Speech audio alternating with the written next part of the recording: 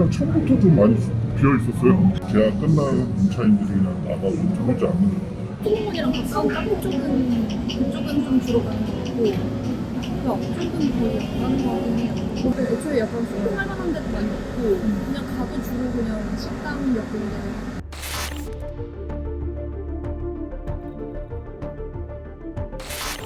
고양시 일산 서구 대화동에 위치한 일산 가로수길입니다.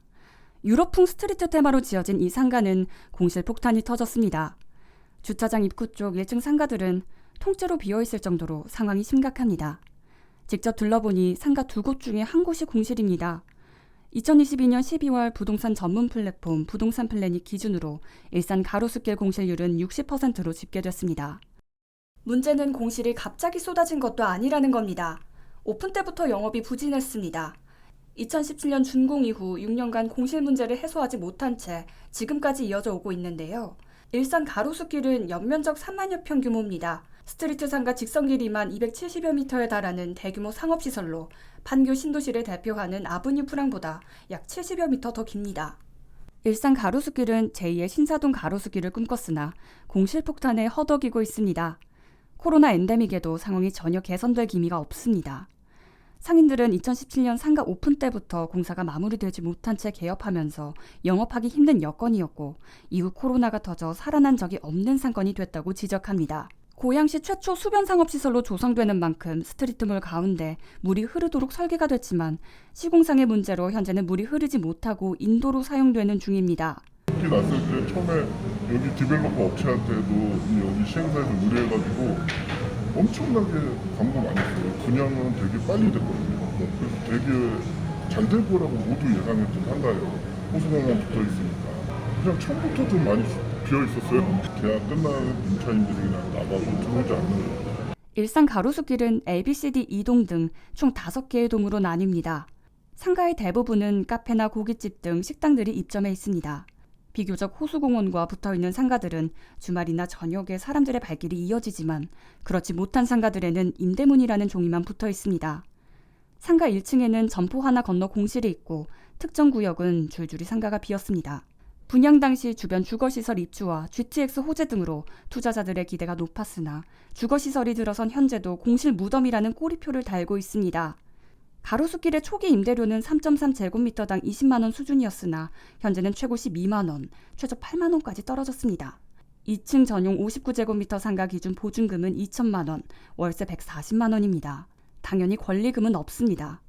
아무래도 임차인이 구해지지 않는 상황이 계속되다 보니 임대료가 크게 낮아졌지만 공실 문제는 해결하지 못하고 있습니다. 초기에는 뭐 어느 상가나 비슷하겠지만요. 이제 분양가에 연동해서 임대료가 대부분 정해지거든요. 근데 분양가가 상대적으로 좀 높았다 보니 초창기에는 뭐 희망하시는 임대료는 좀 높았었는데요. 현재는 현실화된 금액으로 많이 좀 낮춰졌기 때문에 일산 가로수길 맞은편에는 준공 20년 넘은 아파트 단지가 몰려 있습니다.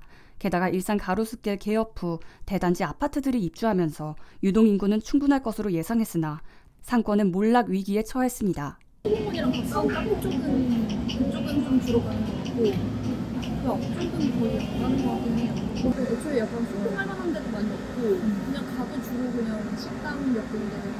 가로수길 도보 1분 거리에는 원마운트 상업시설이 자리를 잡고 있습니다.